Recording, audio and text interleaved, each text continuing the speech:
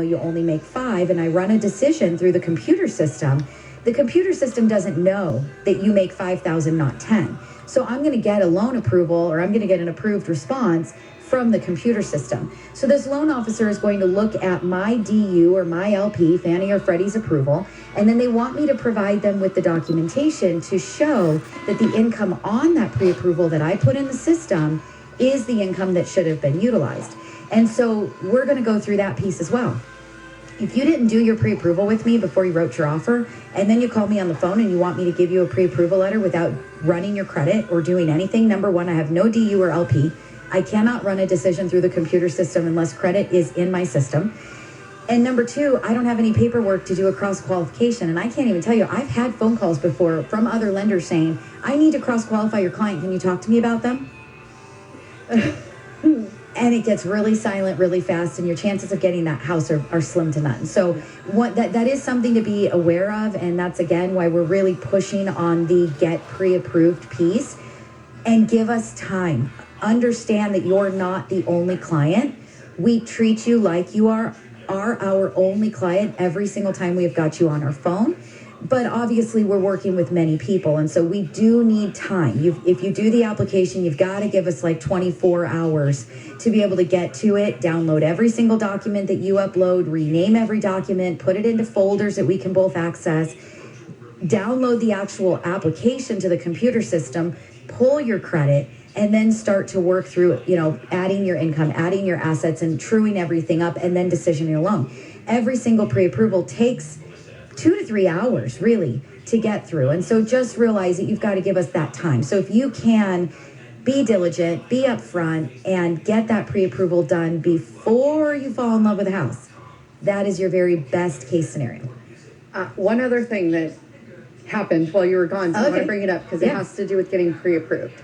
So we were sent a referral. So I ended up handling it while you were out. And the thank you. Client, you're welcome. The client had been pre-approved through another lender. Okay. Unfortunately, that lender had pre-approved them in a county they were not buying in. Oh, So they were pre-approved for a loan amount that exceeded the county lending limit. That, luckily in this case, we were able to work it out. However, you want to make sure that when you're getting pre-approved, you are getting pre-approved for the county that you are shopping in, because certain counties have different lending limits, and some do not have what we consider a high balance lending limit. So you are set at a specific loan amount that you cannot exceed, even if maybe per se you could qualify for higher. In that county, you cannot. Well, let's talk about it. So our show goes on Go Country 105, right? Every Saturday morning. You guys are listening to us on Saturday. That's fantastic. But you want to ask us your questions, watch us live at 5 on Wednesdays from YouTube, Facebook, or Twitch. I almost messed that one up. But, San Bernardino and Riverside County, they love country music. A lot of our clients are out there. We love you guys. We've got all of our cowboys out in Norco. Totally fun. Super exciting. But you guys have a lower loan limit for your FHAs and your conventionals than LA County or Orange County does. Ventura, you guys actually have you got more than San Bernardino and Riverside, but you've got less than LA and Orange. So it is very, very important that you guys are talking to us about where you're looking. And if you do switch counties, make sure that you're calling and saying, hey, am I going to have a problem if I go, look at San Bernardino instead of LA. Right. And we need to definitely go through that. And FHA's got even lower limits than conventional does in those counties. Yeah. So it's really, really important. All right, Matt, you got something? Yeah. I just wanted to let you know, Christopher chimed in, said, makes sense. Thank you for answering the question. All right. You're very welcome, Christopher. Thank you so much for watching us. We really, really appreciate that. And anytime you need us, just give us a call. Really, we're here to help. Everybody out there, I haven't said in a while. So if you guys want to give us a call, please feel free to do so. It's 844-935-3634. That's 844 We Lend for You. That is LEND and the number 4. If you're listening on Saturday morning, just because we are not live on the radio, we do still answer the calls on Saturday mornings. We can get you scheduled and an appointment booked for you to talk to me or Heidi. If you guys like Heidi better, I am totally okay with that. Totally fine with that. But I do talk to about 95% of the people that do call in. Obviously, I was on vacation last week, so anybody that called last week talked to Carrie and Larry mostly. Cindy did take a couple calls as well. But the majority of the time you are talking to me one-on-one. And so I do need to get that consultation. I need to take notes when we're talking. I need to know who you are when you start calling me back and you're emailing me. I mean, it's just a normal working relationship after that original consultation. But I need to make sure that I have that time to provide to you so that we can make sure that your loan does go through very, very smoothly as we then start to move through the process. So please don't hesitate. Give us a call. It's 844-935-3634. I'd love to talk to you and make sure that we're getting you guys, set and moving forward in the right direction. So we've talked a ton about purchase. Since I started my recorder late, I'm showing that we're at about 34 minutes or so into the show right now. Am I doing my math in my head pretty good? Yeah. So I do want to talk a little bit about refinance, only because interest rates are really low right now. And I think that it is something that, just about every single homeowner that is out there could be benefiting right now from a refinance. It's, the rate, and the rates have been low. So this is not something that I'm telling you that all of a sudden rates dropped like, crazy drop. But the rates are very, very low. I mean, we're doing 30-year fixes. I'm quoting, in the very low threes. The 15 years are, mid twos to high twos. The rates are really, really great right now. And if you have not called to find out if it's something that you would benefit from, please do that. Take advantage of this situation right now. I have a lot of people that I do talk to that I say there's no benefit, and I'll say it every single time. So I'm not going to talk you into doing something that doesn't make sense. I'm just not. If you're not going to save $200 to $300 a month, it's probably not worth it to do it. I mean, we want to make sure that you're making back your investment into the refinance and then saving, beyond that time. We want that cost to be eaten up fairly quickly. I have a lot of clients that have recently been asking me, well, should I pay points? Should I pay points? And points have been kind of a hot topic. We've talked about quite a few shows in a row as well. And I'm not going to get into the bait and switch and everything that has been going on. But if you guys want to know about that more, just go to our YouTube channel, listen to our podcast. There's an entire episode that we talked about all this bait and switch that's going on, so that you can be prepared when you're calling around and you're getting quotes, what to expect and what to look for on those loan estimates and those extra points being charged. But I have a lot of people right now that have been asking me, should I pay points to buy down my rate?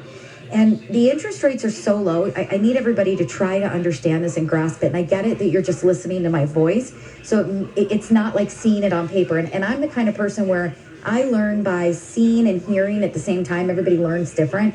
Right. I don't do really, really well when just hearing. But I'm going to try to explain it in a way that makes sense.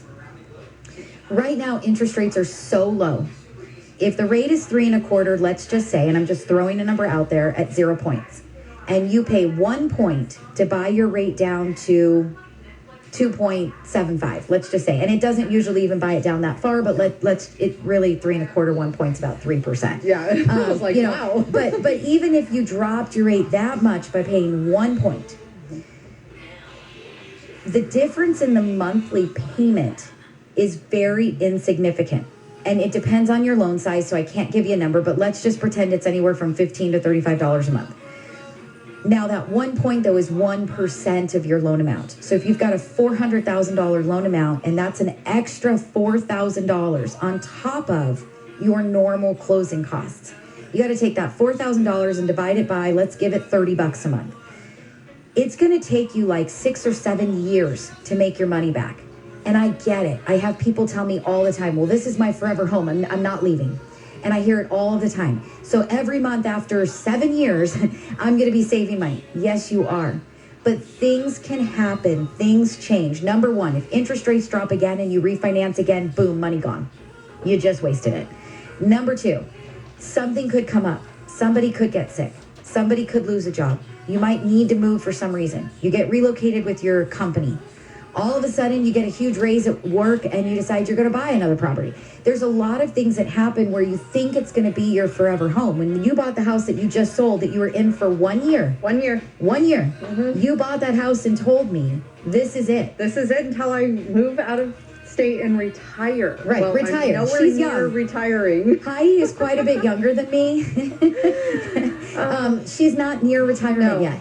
So, and it's a year later and she just sold.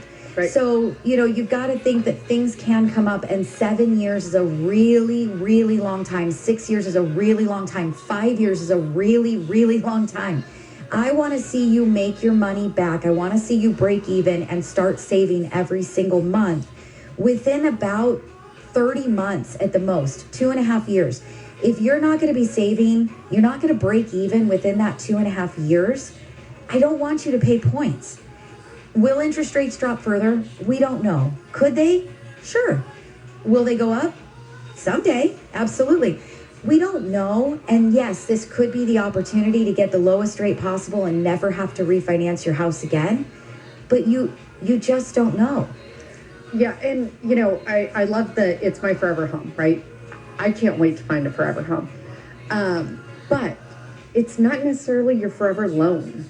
Right. Right? And especially here in California, we refinance more than any other state. And I'm making that statement, I'm pretty sure I'm correct. No, you're actually 100%, you're 100% correct. And actually the average time that a homeowner holds on to a loan is typically around 3 years. Right. At the longest. Right. Yeah. And I mean, California, we just do refinance more than anywhere else. Well, we live in a very expensive state. So, you rack up your credit card debt, and then your property goes up in value. And so it's a good way to get your, credit cards under control.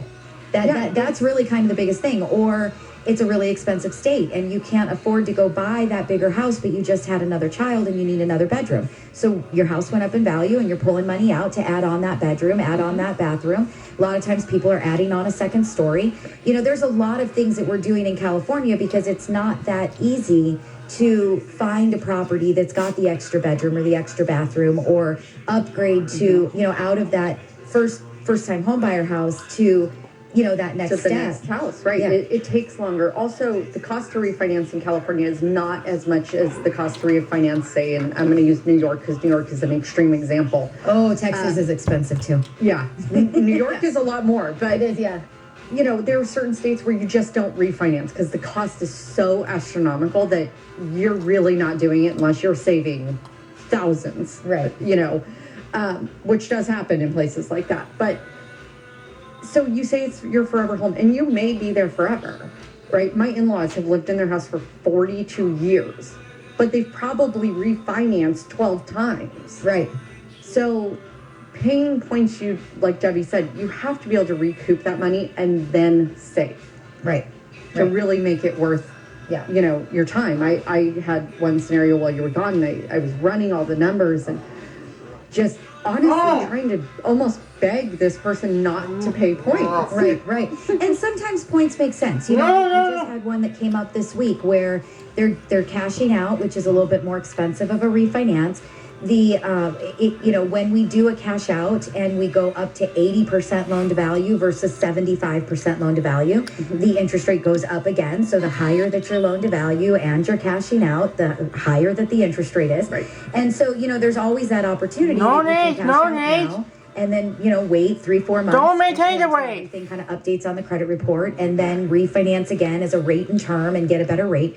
But, when we looked at it, it actually made sense. Don't maintain my rate. All of the cash. We needed to get to the 80% because they needed it.